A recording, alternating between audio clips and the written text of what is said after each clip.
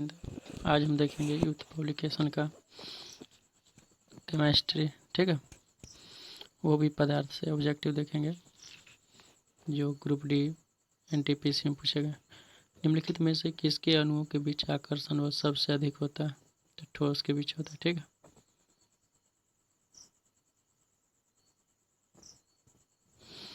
पदार्थों के संदर्भ में निम्नलिखित कौन सा कथन सही नहीं है?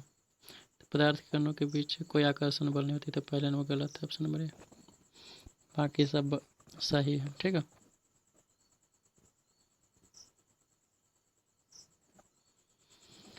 ठोस के कणों के संदर्भ में कौन सा कथन सही है? व्यवस्थित तरीके से विन्यास होते हैं, ये बात तो सही है, ऑप्शन नंबर सी। ठीक है, क्योंकि ठोस में न्यूनतम आकर्षण बल होता नहीं है, यादृच्छिक रूप से गतिशील होती है भी नहीं है, बीच में बड़े अंतराल होते हैं भी गलत है। ठीक है ना, ऑप्शन नंबर सी सही होगा।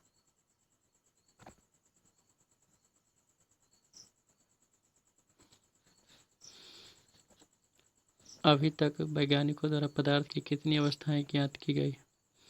तो 5 गो, ठोस, द्रव, gas, plasma, Bose Einstein condenser. ठीक है,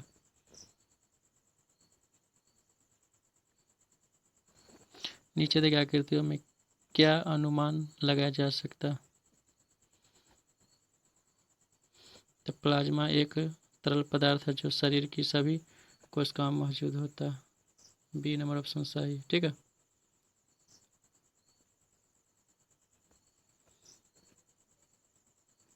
डैश में विसरण अधिक तीव्रता से होता है? तो गैसों में विसरण सबसे अधिक तीव्रता से होता है।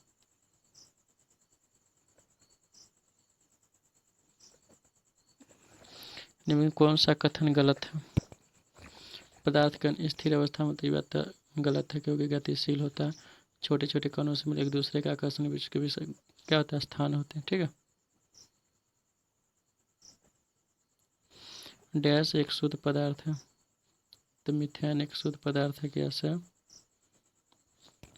कौन सा कथन सत्य है? कथनों लंबा लंबा कहता है कौन सा कथन सत्य है? तो संपीड़ित वह पदार्थ जो वह गुण जिसके कारण उच्च दाब पर उनका आयतन कम हो जाता है, गैसों का यह गुण पाया जाता है, यानी यही सही, ऑप्शन नंबर बी।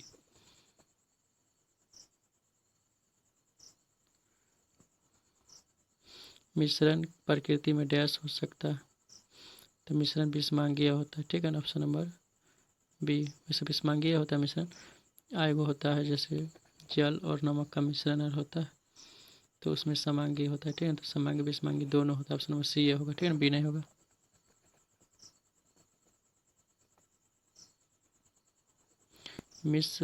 मिश्र धातु किसका एक उदाहरण है? ठोस विलयन का, ऑप्शन नंबर सी। निम्न में से कौन सा विषाणु मिश्रण है? यानी दूध विषमांगी मिश्रण। सामान्य पदार्थों के भौतिक अवस्था में शामिल नहीं है, तो कोलाइड शामिल नहीं। ठीक है ना, ऑप्शन नंबर ए। हवा एक क्या? तो दो तत्वों और यौगिकों का मिश्रण होता है, ऑप्शन नंबर डी।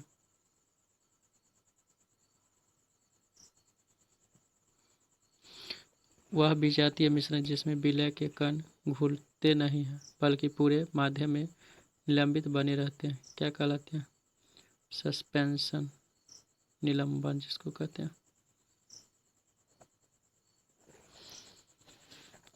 विज्ञान में कौन सा नियम मिश्रण के गुणों का पालन नहीं करता? तो संरचनात्मक, इसकी संरचनात्मक है, ये गलत है। जब दो तरल पदार्थ एक दूसरे में घुलते नहीं हैं, सॉल्यूशन नहीं बनाते हैं, तो उन्हें क्या कहते हैं? अमिश्रणीय द्रव। ठीक है ना, ऑप्शन नंबर सी। शक्कर के घोल में शक्कर एक डैश है,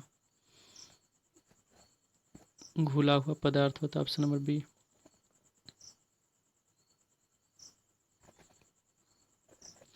डैश एक यौगिक नहीं है, तो सीसा एक यौगिक नहीं तत्व है। रेत और चीनी का मिश्रण डैश का उदाहरण है, तो विजातीय मिश्रण दोनों मिलता नहीं है। ठीक है ना,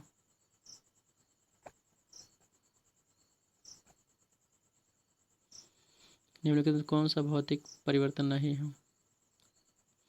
तो पदार्थों का किण्वन, ऑप्शन नंबर सी। इनमें कौन पदार्थ रासायनिक परिवर्तन नहीं है? अम्लीकृत जल का विद्युत अपघटन, यह परिवर्तन सही नहीं। इनमें से कौन सा एक रासायनिक परिवर्तन है? तो मक्खन का खट्टा हो जाना, बाकी सब भौतिक परिवर्तन है। लोहे में जंग लगना, इनमें से किसका सामान्य उदाहरण है? यह रासायनिक परिवर्तन है। इनमें कौन सा रासायनिक परिवर्तन का एक उदाहरण है? तो निष्क्रियकरण, ऑप्शन नंबर सी।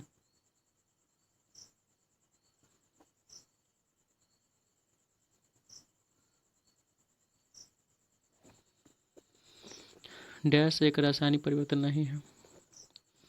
एक आइस केवल पिघलना, ठीक है ना, ये रासायनिक परिवर्तन है। Option number B. उस प्रक्रिया का क्या नाम है जिसमें गैस सीधे ही ठोस अवस्था में परिवर्तित होता है? तो डिपोजिशन होगा, ठीक है ना, ऑप्शन नंबर बी।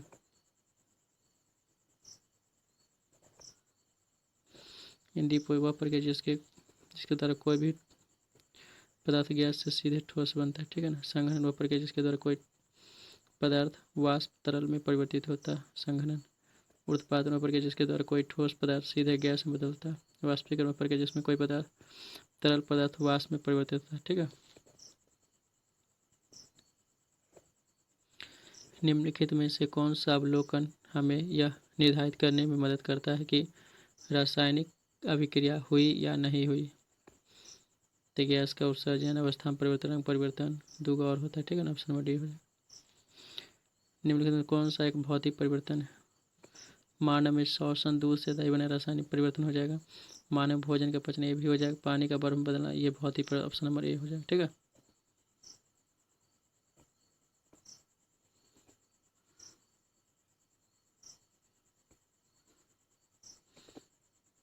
तीसरा नंबर, निम्नलिखित में कौन रासायनिक परिवर्तन का उदाहरण नहीं है? तो जल का जल वाष्प में बदलना, ये रासायनिक परिवर्तन भौतिक परिवर्तन है, ठीक है। बाकी सब भौतिक परिवर्तन, रासायनिक परिवर्तन। निम्नलिखित में से कौन सा विकल्प रासायनिक परिवर्तन है? तो दूध का दही में परिवर्तन रासायनिक परिवर्तन है। निम्नलिखित में से कौन सा एक भौतिक परिवर्तन है? बर्फ का पिघलना भौतिक परिवर्तन।